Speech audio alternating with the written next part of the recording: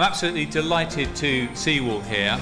We've got 8 candidates this evening. This is the second of the National Auctioneer of the Year competitions we've carried out. We're going to go through, it's going to be a scripted situation. This is the second year we've run the National Auctioneer of the Year competition on behalf of NAVA. We've had 8 candidates apply this year and they've all been excellent. So lot 1 is a Simmental Cross Belgian Blue Heifer. Where would you like to start with this one? £500 anywhere? Okay, 550? 700. 700? 750 anywhere else? One of the big issues we have in the auction industry is that we don't have enough young auctioneers coming into the industry. So occasions like this are very important to give people experience and to give them exposure. 720, 740, madam.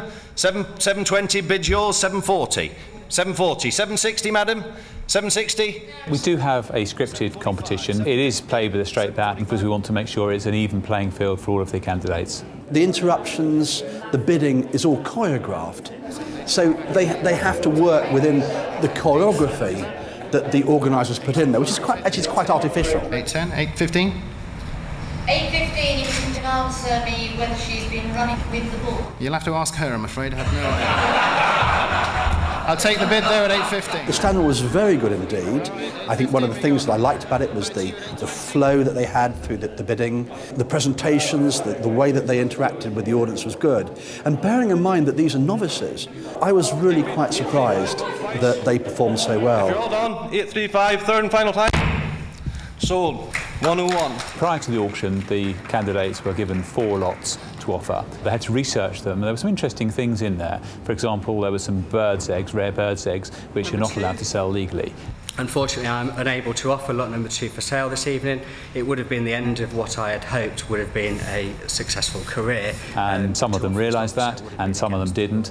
They were in a cabinet. Some decided to withdraw the lot in total. Some decided to just sell the cabinet. I'm not going to give authority for the eggs to be sold, so it's just a spice cabinet that's available to be purchased. And one did actually proceed and sell the whole lot, which was legal.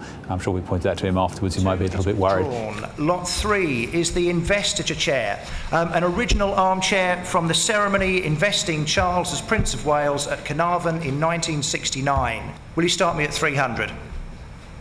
Who's here for the chair? Any bids at 300? 250? Mr. Auctioneer, my late grandmother bought one of these chairs way back in 1969 and she paid 12 quid for it. And if I add inflation, that makes it 20 quid in today's market. £20. Okay, I thought we were selling it. I mean, rather than renting the seat at £20. Any further bids? £20, I couldn't start that low. £20 a bid, not a bad investment then. You made 8 quid as granny, well done. Well, I'll take a bid of £20, thank you. So, £20 is my bid in front of me. Do I hear £100? No, what you do hear 30. £30 I'll take. £30, do I hear £40 anywhere at all? 50 I've got. Do I hear 60? 120 will take. Thank you. Do I hear 150 then? 150 anywhere in the room? Do you have 22 in the room? Yes. The public toilets were bought by the council from my grandfather in 1964. The Critchell Down rules apply and I want the right to buy it back, so you must stop the auction now. Madam, please, I won't be taking questions. Are you bidding? Okay, can I refer you to a legal representative? But you have the right to buy it back at this auction. Excuse me, I don't think that's relevant at this moment in time. I'm afraid I can't do that, but if you'd like to go and speak to someone, a member of staff over there, we can't stop the auction though, I'm afraid. I'm afraid that is simply not possible. I wouldn't be standing here today if I wasn't sure that we couldn't sell this, but I'm sure you'd like to buy it, so how about you give me £20,000 for it? Go on. £20,000. Any further advance on £44,500. We're going to the hammer.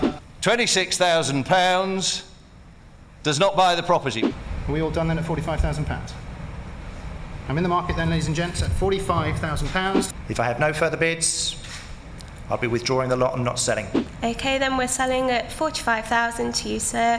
Going once, twice, third and last chance. Sold, 45 at the back. Thank you very much.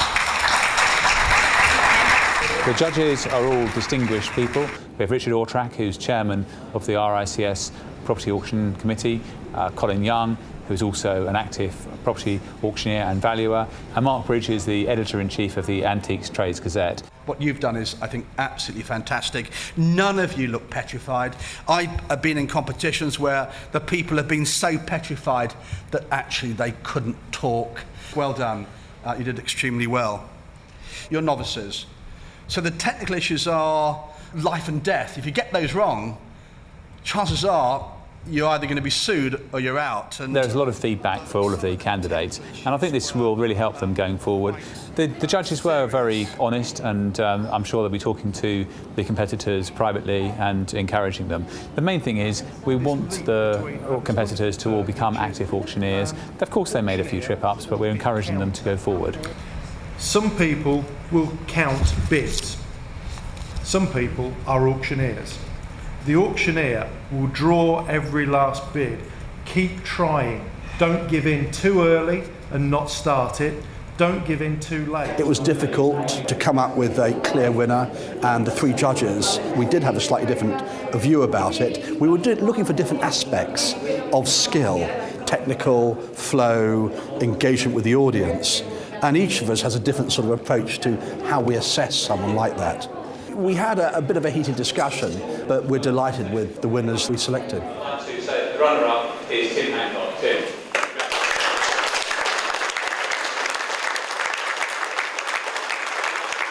The winner who's been making those decisions is Abigail Selwood.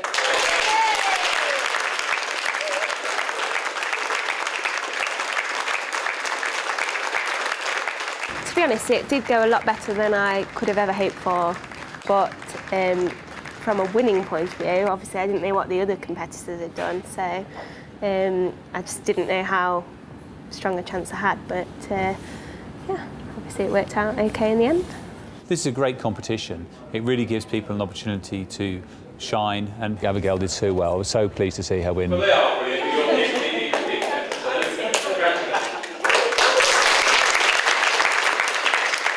I've got to do the charity auction tomorrow at the Forum, but I don't really know what it involves yet. I don't even know how many lots there are or anything like that.